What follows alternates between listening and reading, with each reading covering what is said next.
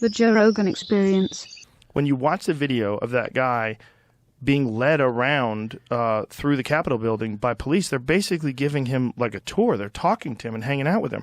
At one point in time, it's him, and there's like 6 police officers around him, and they're not arresting him. They're not throwing him to the ground. There's no violence at all. They were leading him around. Like the cops were talking to him and hanging out with him. They weren't like arresting him immediately. It wasn't like he was this violent guy who broke in and started smashing things and fucked the government. They stayed between the velvet ropes. Watch the video. Yeah. See, have you seen the video? No, I have not seen the video. Jacob Chansley became the face of January 6th, a dangerous conspiracy theorist dressed in outlandish costume who led the violent insurrection to overthrow American democracy. For these crimes, Chansley was sentenced to nearly 4 years in prison, far more time than many violent criminals now receive. What did Jacob Chansley do to receive this punishment? To this day, there is dispute over how Chansley got into the Capitol building. But according to our review of the internal surveillance video, it is very clear what happened once he got inside. Virtually every moment of his time inside the Capitol was caught on tape. The tapes show that Capitol Police never stopped Jacob Chansley. They helped him. They acted as his tour guides. Here's video of Chansley in the Senate chamber. Capitol Police officers take him to multiple entrances and even try to open locked doors for him. We counted at least 9 officers who were within touching distance of unarmed Jacob Chansley. Not one of them even tried to slow him down. Chansley understood that Capitol Police were his allies. Video shows him giving thanks for them in a prayer on the floor of the Senate.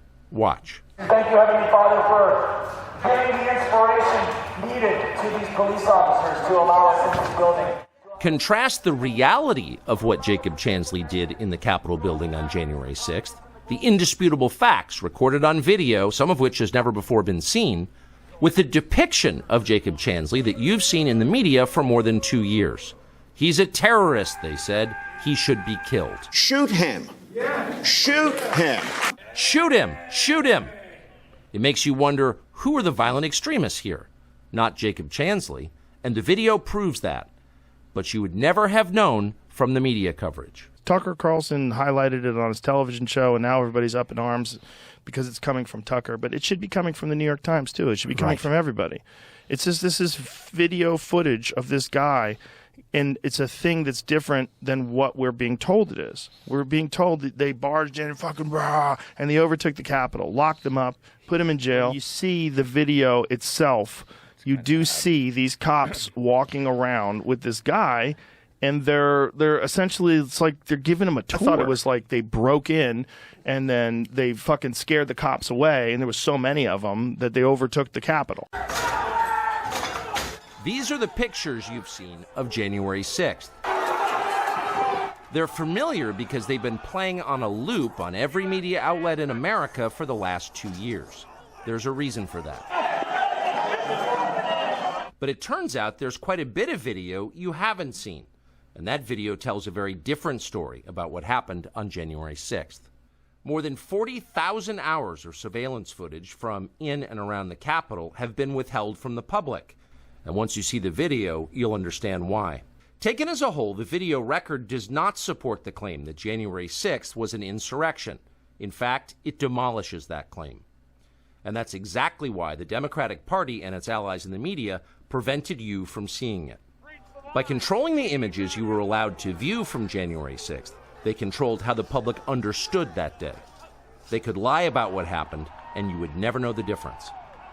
Those lies had a purpose. They created a pretext for a federal crackdown on opponents of the Uniparty in Washington. Our office wanted to ensure that there was shock and awe, that we could charge as many people as possible.